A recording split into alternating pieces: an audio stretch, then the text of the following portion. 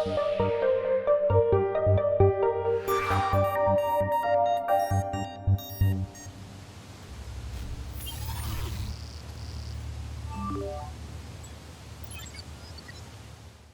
again and welcome on this international webinar, James. It's really a pleasure to welcome you today. You were one of the first speakers that we have contacted, and you have immediately accepted our invitation. So thank you warmly on behalf of all this organization committee for your quick and positive and enthusiastic feedback. Just for our auditors today, we met with James. I met James some months ago. As I chaired, I was at the time a keynote speaker for Saint-Gobain company. And together with him, we shared an international webinar on net zero carbon topic. And when I saw his presentation, I found it, as all the audience at the time, very, very interesting. And I asked him if he was okay to tell us about his way of doing new homes and to renovate home with net zero carbon objective. So James, you are the co-founder and managing director of Zero, which is a hybrid technology and housing company. You are specialized in developing zero carbon homes. You also support partners to deliver zero carbon in both new building and renovation or retrofit. So you are on both levers to maximize the zero carbon effect. You operate those homes to benefit to the residents, occupants, and grid decarbonization. You aggregate home to deliver the best outcomes for family, for energy greens and to the planet. You have a real sense of a customer, I would say. You will make a presentation on net zero homes as a part of the energy system. So I will not go deeper into your subject, but you will introduce the UK's zero home housing progress. You will talk about new homes and also how you integrate your energy system using intelligent and grid link controls.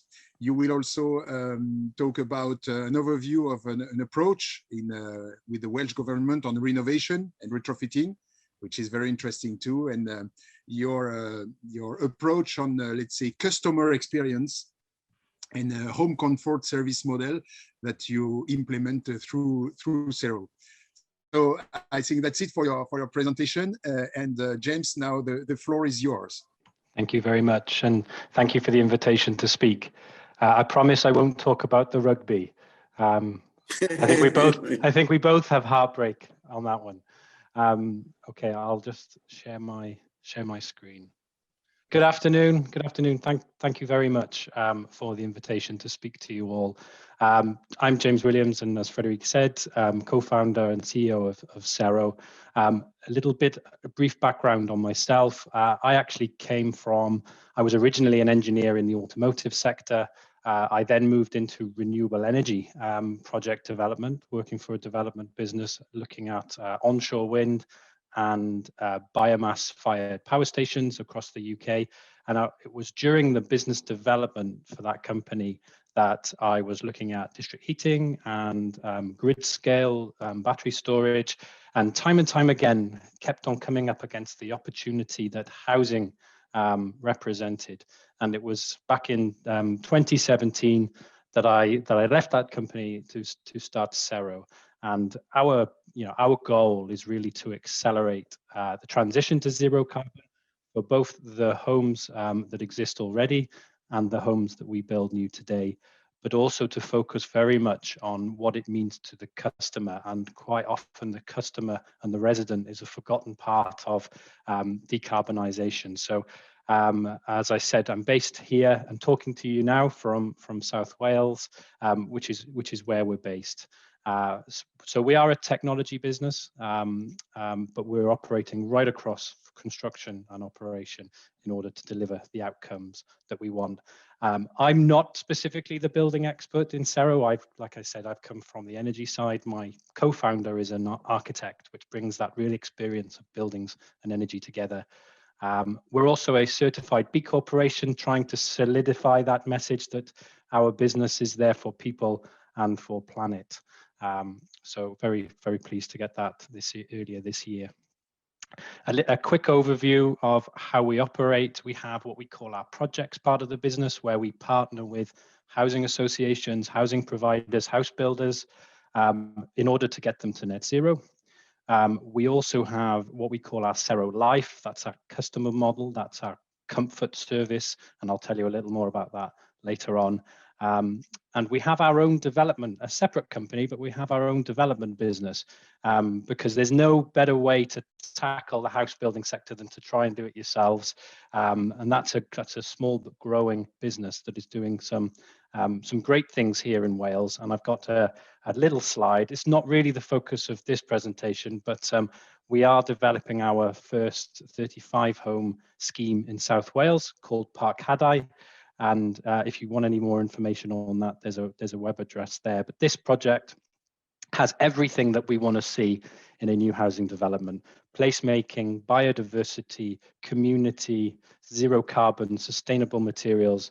Cero Homes is really where we look to build our flagship projects as a sign to the rest of the market of what we really want to deliver. I thought I'd give you a little introduction to the UK policy environment, because actually the story to tell here is it's not about UK policy. It's actually about Welsh, Scottish, English, and online, of course, as well, policy. I'll start with Wales, clearly biased, of course. But Wales probably has the most ambitious approach at the moment. They launched back in 2016 what they called the Innovative Housing Programme, which was designed to test new housing models and to trial new ideas. And that's been a very successful programme. And we're seeing now lots of evidence come through that programme. They also ran a report back in 2018 to look at how far we could take the social housing and the affordable housing in Wales, and they came to the conclusion that EPC-A by 2030 would be a reasonable target to aim for, an ambitious target to aim for, with over 250,000 homes in social housing in Wales. We're awaiting a change to building regulations next year, which will push on the fabric. It will mean that low carbon heating systems will need to become standard, and we expect that that will be the most ambitious of all the nations, plus an increase in affordable housing.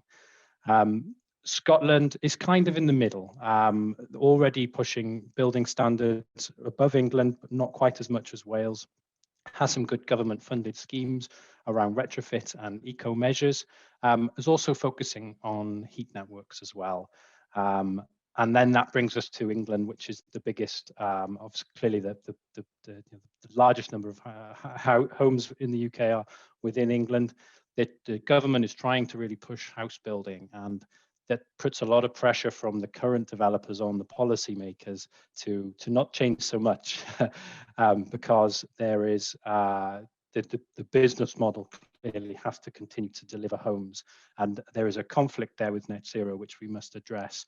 They are consulting on what they call the Future Home Standard, which in my view is a step backwards from where we are today. There is, whilst it might push things like low carbon heating systems, actually it is possible that we may end up with fabric to a lower standard that even regulations today dictate. So that's something that clearly isn't a step in the right direction. They are looking at new design codes and trying to define what beauty is, which is tough to capture. And from a retrofit perspective, they launched the Green Homes Grant at the end of last year, £3 billion for homeowners to retrofit their properties. Unfortunately, that scheme was cancelled after very little uptake, largely due to administration issues with running that scheme. And now that money has been reallocated to local authorities, which is a really, really big shame for the retrofit market in the UK. And we need long-term thinking on policy rather than short-term thinking. So a little overview there to where we are. But fortunately, from Cero's perspective, we are based in a region that has high ambitions around policy. I'll not spend lots of time on this, but it's important to say what we believe zero carbon is. So our definition of zero carbon includes all of the regulated loads in the building, but also the unregulated, the plugins, the people. So when I talk about zero carbon, I mean all of the energy consumption within that building with an average family for that building type. And we, in our Cero Homes business, we target zero carbon today as under that definition. You can see from left to right, the average home in the UK emitting around 8 tons of CO2. An average new build would be around, at EPCB would be around 2.7 tons still. Right in the middle, we have what I would say is zero regulated energy, so not considering the occupants' building demands. That would still be about a ton of CO2. We then have very marginal differences, but an important difference to make: zero energy and zero carbon, with differences between the two. So you can see I've started to plot some of the building standards where we think they may end up, which is progress, but we still have a way to go. Okay, homes as part of the energy system. So as I said at the outset, our vision is really to build homes that operate harmoniously with our energy system, and we need to work with the energy system in order to get to net zero. And we need to consider that over time, our energy system is going to become greener and cleaner, and actually homes that maybe are not zero carbon today can reach that zero carbon point in the future without any need for alteration. And we need to consider this when we're looking at targets for building. So we talk a lot within Cero about zero carbon buy, and it actually starts to marry up with local authorities or companies who are saying, zero carbon by 2035 or zero carbon by 2040. And this is an important metric to use. So factoring in the future changes that will happen to our grid. We're working with a university in South Wales called the Active Building Centre. They have a research program. They are modeling every 30 minutes of the day between now and 2050 based on the future energy scenarios of our energy system. Now, clearly, it's not going to be 100% correct, but it's a good marker to lay down to say, this is the change that we expect to see on our grid over the next 30 years. So this is only an illustration, but the point we're trying to make here, we see a decrease in average carbon intensity of our grid, but actually in today and into month, we will see swings in carbon intensity, and it's the jagged line that we need to worry about. And also it's likely within a pretty short time frame that we will see periods of time on the grid that are zero carbon, but only for short periods in the day. And actually, I think we've just hit a record in the UK. We had 39 grams per kilowatt hour for our generation because we had a very windy, sunny day with low demand, and we had a record set on our lowest carbon intensity. Just to show, to make the same point, but showing the intraday fluctuation in carbon intensity of our electricity network, we see variation of around 2.5 to 3 times between overnight and peaks. So when there's demand on the grid, typically mornings and evenings, the grid has to turn on fossil fuel generation to fill those demand. And in the UK, that's very much gas power stations that come in to fill those peaks in demand. So that's when the carbon intensity of the grid will increase. So this is an important foundation to what I'll be discussing throughout the rest of this presentation. But the different color lines represent the different months of the year and show that we typically see the same trend throughout the day. Our approach at Cero is actually, and it'll get talked about a lot during this week, but first of all, most important, reduce the demand. reduce the building demand, good fabric, efficient appliances, look to reduce it. It's the most important thing we can do. But actually, the second most important thing in our book is to balance the remainder of the demands, because the balancing plays a very important role, and storage is critically important in achieving net zero. And then thirdly, and I would say bottom of the list, is generate, because it's not always viable to generate, and in some buildings it can be challenging, but actually it comes in priority for us between reduce, balance, and then finally generate where possible. So let's look at a project. So the Park Iron project in South Wales is funded, part funded by Welsh Government under their innovative housing programme, and it's a really large-scale demonstration of everything we've been talking about in terms of balancing and working with the grid. So we have it's 225 home site. It's a partner development. So the lead developer is a housing association. It's Wales' largest housing association called Pobl Group. This is their flagship site. So it's very much traditional housing. And actually, we got involved in this project after planning consent. So we call this retrofitting a new build, because when it's got planning consent, there's still only so many things that you can do to optimize the energy solution. So we still call this a retrofit in our book. But like I said, it's backed by Welsh Government. We have around 30 customers living in this site now. The remainder of the 225 are under construction. It's the largest project of its kind in the UK. It's built by traditional methods using timber frame. So it is an example of where mainstream housing delivery is, and it's a good example of how we can adapt and enhance what is much more a common delivery method for housing in the UK.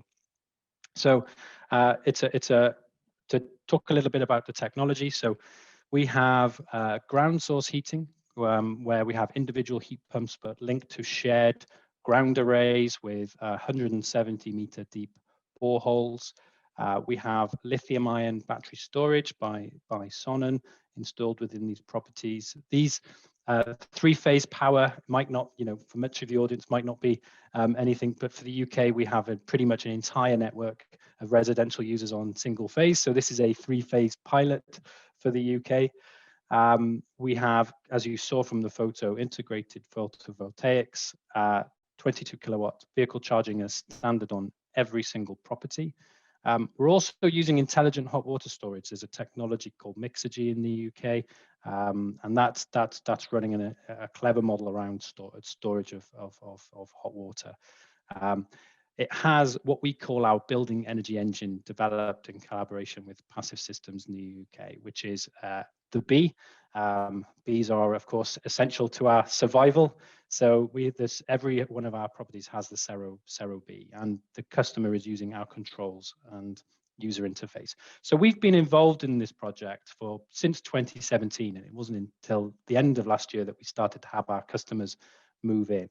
So this is our building energy engine, which is a device within the home, or a building management server within the home that communicates with all of the devices, the zone controls, the thermostats, metering for hot water, metering for regulated and unregulated energy, renewables consumption and generation, and also vehicle charging. So all of those components and peripherals are connected through to our building energy engine, which is essentially a computer and a network connection that allows us to communicate in a very resilient way with this home, because what we're building here is grid infrastructure. If we're going to use these to support the energy system, we need to have robust communications with these devices, and we also need to be able to provide a service to our customers, which will rely very heavily on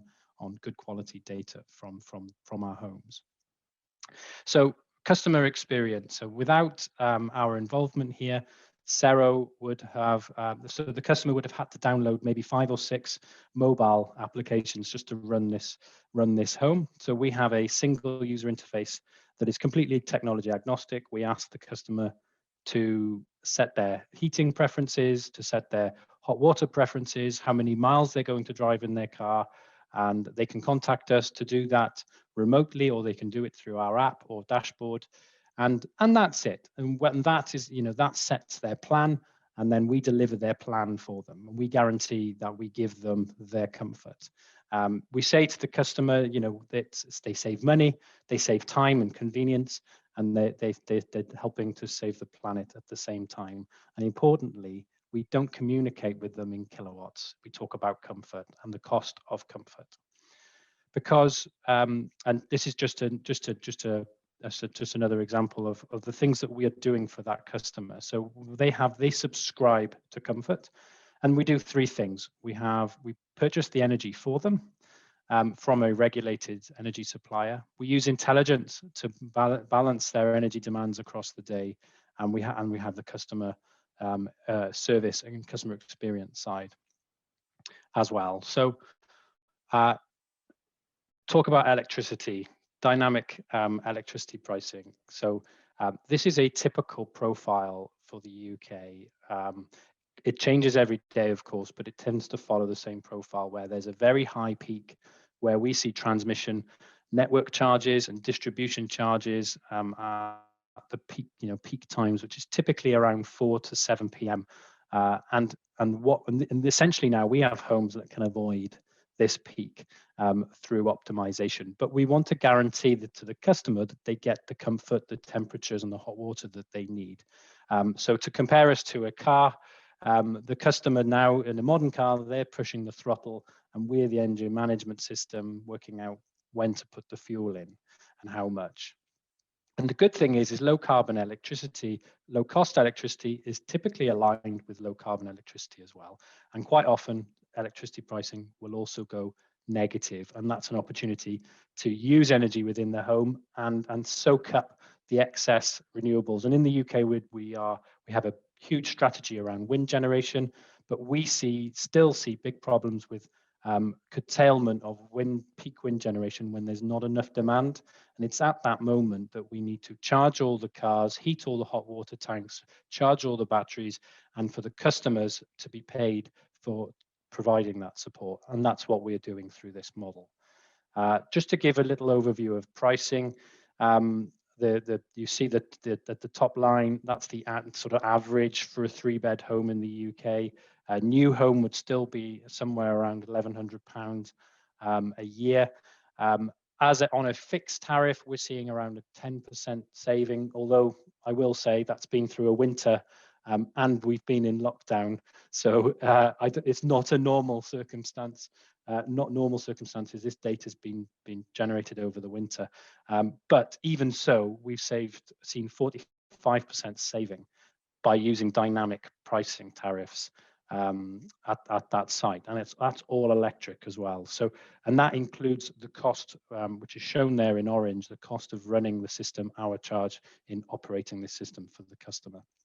So huge savings to be made on energy, and clearly that gives the opportunity then for repayment and for financing through energy bills and kind of comfort bills, which is the next big opportunity for us, is how do we then finance these enhancements to buildings in retrofit and new build. So that leads me on, I think, to the last part of my presentation, which is around retrofit, and that's where the big challenge is. We are currently running the UK's largest retrofit program, and it's a cross-industry collaboration of both public sector and private sector.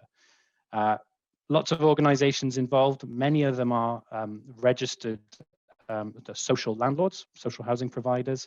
We have a lot of universities involved, such as Cardiff University, Swansea University.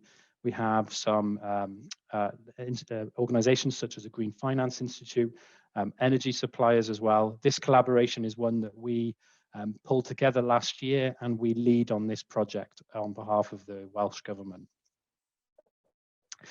Goals of this project is to take that thinking of we need smart as standard. We need to put in the ability for every home to be grid linked and to benefit from low carbon electricity and intelligence. So the main priorities in this project are to create the processes to enable pragmatic decarbonisation, to reduce the costs and to plan retrofits over time. But we need to develop our local supply chain and provide and develop the skills within Wales, and also to create very robust data around how these homes are performing and the benefits that the grid-linked optimization can bring. But as part of this program, we are going to be retrofitting 1,724 properties across Wales, roughly indicated by those red dots on that map, as pathfinders in this property. And we're going to aim for a zero carbon by 2030. So the buildings will be upgraded alongside their planned maintenance, with the right measures as assessed in the building. I'll talk about that just very quickly. So part of what we're doing, I talked about our Life and the building energy engine. We're also developing some other digital tools. One is the ability to capture a robust survey of the building very quickly, and that information will feed through to what we call our pathways model.